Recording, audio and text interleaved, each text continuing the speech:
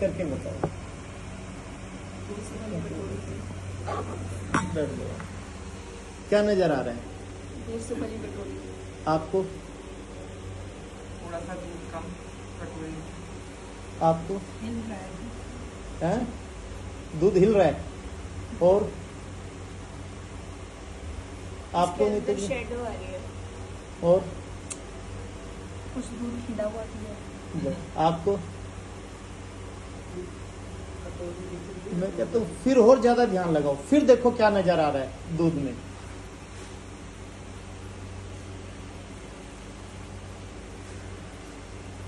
बताओ।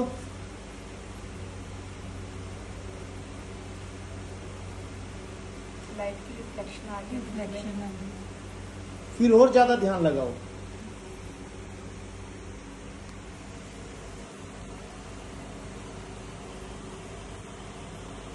रिफ्लेक्शन आ रही है, वो हिल रहा है। इसके अलावा कुछ और नजर आ रहा है? सफेद। और कुछ नजर आ रहा है? अब आप इस गहराई को समझना, ये जिंदगी है। अगर मैं इसमें कहूं मुझे इसमें कैल्शियम भी नजर आ रहा है, इसमें दही भी नजर आ रही है, पनीर भी नजर आ रहा है, मक्खन भी नजर आ रहा है। मन में आया था सर, नहीं, बात उसकी नहीं है, जो आए वो बोलूं। अब ये देखो, तो वैसे ही जिंदगी है। जिंदगी में सिर्फ हम एक ही रोने धोने को लेके पड़े रहते हैं, उससे आगे हम जाते नहीं। जो हो रहा है गलती उसकी नहीं है, गलती हमारी है कि जिंदगी में से हमें वो सब कुछ निकालना नहीं आता। अब आप इस दूध को ये समझ लीजिए, ये तो आपको इसमें कुछ नजर नहीं आया, जिंदगी में भी आपको कुछ नजर नहीं आ रहा सिवाय रोने धोने के। गलत तो नहीं है, उसने ये कह दिया, उसने ये कह दिया, हम शिकायतें ही शिकायतें ढूंढते रहते हैं, इसके अलावा कुछ नजर नहीं आ रहा। कभी पति की तो कभी पत्नी की तो कभी मेड की तो कभी परिवार की तो कभी किस चीज की हम उलझनों में है। लेकिन जिंदगी उससे कितनी ज्यादा खूबसूरत है। गलती किसकी है? गलती उसकी नहीं है जो सिचुएशन हो रही, गलती हमारी है। अब सोच कीजिए, ये दूध है, वो जिंदगी है। अब इसको आप यहां पे देखिए, आप इसको चाय पी के बेकार कर सकते हैं, पानी डाल के और कुछ भी कर सकते हैं। अगर आपको ज्यादा ताकत चाहिए, ज्यादा फैट चाहिए, ज्यादा एनर्जी, तो आपको इसको दही जमाना, उसमें से मक्खन निकालना आना चाहिए। दूध कितने रुपए किलो है? 20-30 रुपए, 50-60 रुपए किलो। सबसे ज्यादा पनीर होगा 300-400 रुपए किलो। सबसे ज्यादा महंगी चीज क्या है? घी, मक्खन, जिसको नोनी घी बोलते हैं। तो वैसे ही जिंदगी है, उसे इतनी खूबसूरत है, हमें उस जिंदगी को बिलो के उसका निचोड़ निकालना आना चाहिए। ध्यान और मेडिटेशन यही सिखाता है। और वैसे ही अब आप इस चीज को समझिए, आपके शरीर में कितनी ऊर्जा है, कितनी ताकत है। जितनी ऊर्जा, जितनी ताकत आपके अंदर है, और आप उस ऊर्जा का यूज ही नहीं कर रहे। आदमियों से कितनी ज्यादा ताकत आप लोगों के अंदर है। डिलीवरी के टाइम पे जितना एक औरत दर्द बर्दाश्त करती है, आदमी के 15 से 20 हड्डियां टूटने के बराबर दर्द होता है, उतने दर्द में इंसान की जान चली जाती है।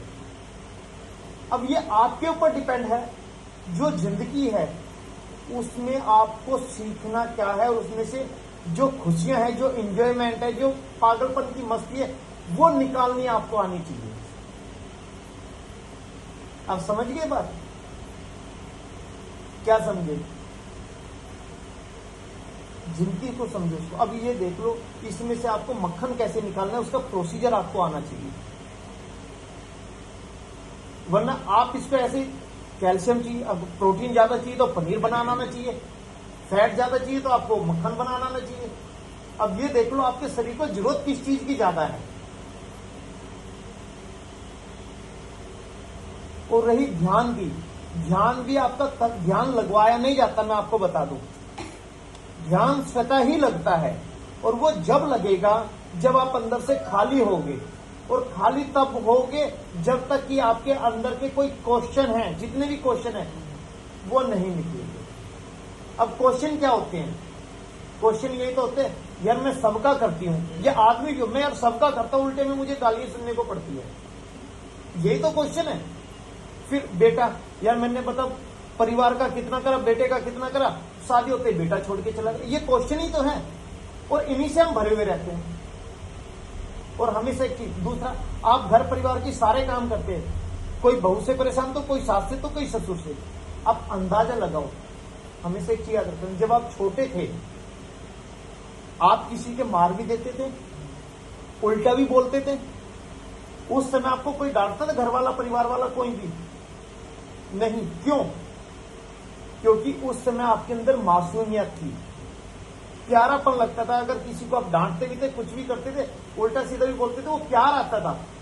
अब आपने अपनी वो मासूमियत खो दी है। गलत है ये, सही है? दूसरी बात, जब से हम अपने आप को सही समझने लगे, हम बड़े और ये हो गए, तब से हमारे अंदर ये सिचुएशन पैदा होने लगी है। कुछ समझ आ रहा है नीता जी? अब एक बात बताओ, कुछ समझ आ रहा है आपको? कम आ रहा है? मैं बता दिया, इतनी समझ होती तो एक क्लास थोड़ी ले रहे होते।